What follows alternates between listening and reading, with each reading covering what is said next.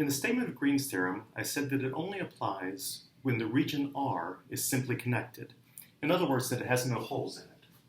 So here's a picture of a region which is simply connected.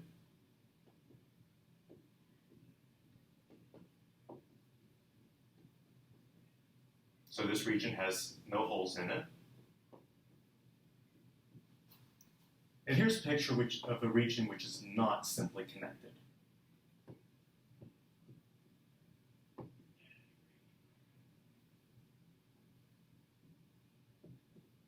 Maybe the region between two circles. By the way, the region between two circles is known as an annulus. So Green's theorem applies here. The boundary curve would be this one, and you would orient it counterclockwise. Green's theorem does not directly apply here. However, here's a way to adapt Green's theorem so that it does work. What we're going to do is take this region and we're going to slice it into two pieces. So to separate them just a little bit so you can see what I'm talking about.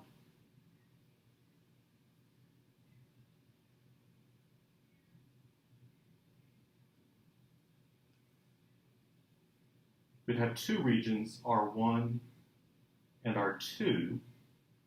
And notice that each of those regions is simply connected. So we could apply Green's theorem to each of these guys separately. Now let's look at how the boundary curves would be oriented for each of them.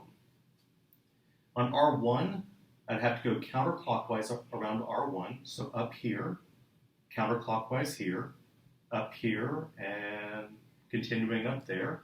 So that goes counterclockwise around R1. To go counterclockwise around R2, over here on the right side, I'd have to be going up. On this piece, I'd go down, continuing down, and then going back up again. So if I apply Green's theorem on each of these, then the double integral over the region would equal the single integral around each of the boundary curves. So let's see what happens now when we put things back together again.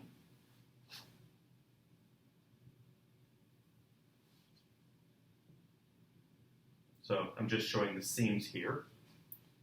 Going around R1, I would be going up on this side, around, up, and up.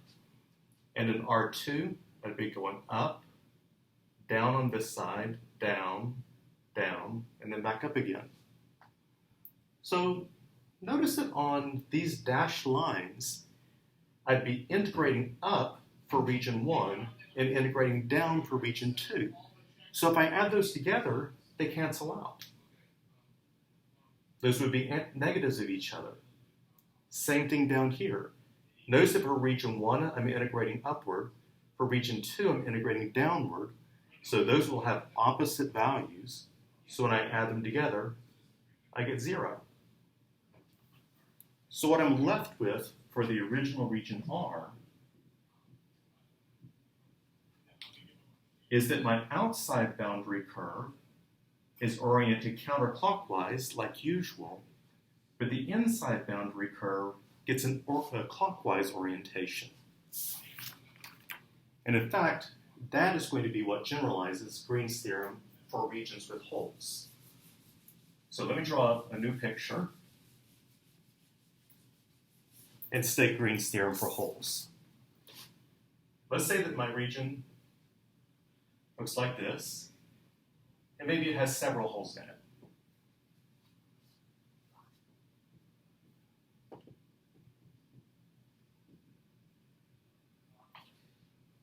It says that the double integral over R of dn dx minus dn dy dA is going to equal the sum of the integral of n dx plus n dy over all of the boundary curves C sub I. So here I have 4 boundary curves, but the outer curve gets a counterclockwise orientation.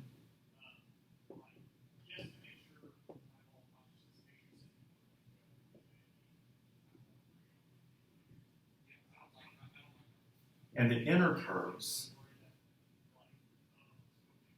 get a clockwise orientation. So in the picture here, I give the outer curve a counterclockwise orientation, and each inner curve I orient clockwise.